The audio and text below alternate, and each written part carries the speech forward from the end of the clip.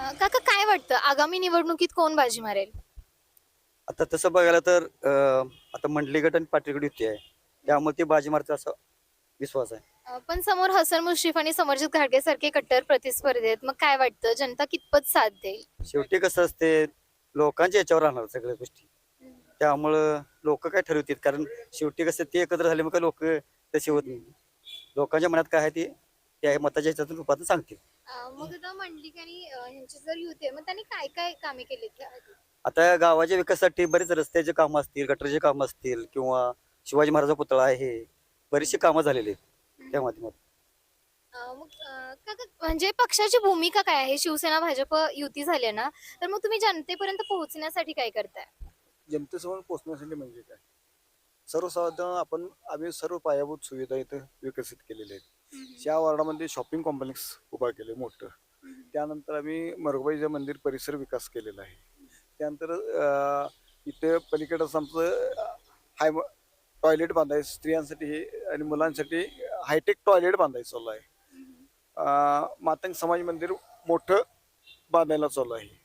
त्यानंतर हायटेक स्वच्छतागृह ह्या वॉर्डामध्ये झालेले आहे. सर्वात जास्त 8 हायमॅक्स दिवे मोठे ह्या दलित वस्ती सुधार अंतर्गत झालेले आहेत. 22 हिची घरकुल म्हणजे रमाई आवास योजना आणि पंतप्रधान आवास योजना ही घरकुल आमच्या इथे झालेली आहेत. तिथून रस्ते चांगले झालेले आहेत, पाणी पुरवठा सुविधा चांगली झालेली आहे. तिथून पेव्हिलिंग ब्लॉक्स आमची दलित वस्ती असून पेव्हिलिंग ब्लॉक्स छोटे छोटे म्हणून संपूर्ण पेव्हिलिंग ब्लॉक्स घातलेले आहेत. आणि ह्या सर्व सुविधा आम्ही इथे केलेल्या आहेत. भविष्यात आम्ही इथं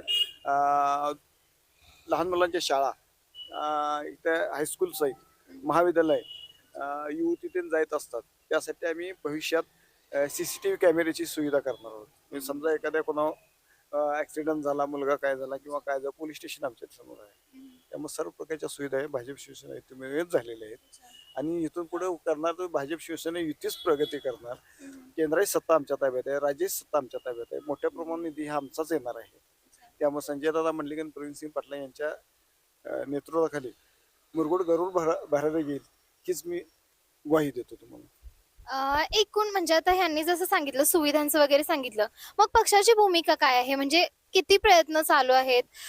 तुमचा प्रचार असेल काय असेल?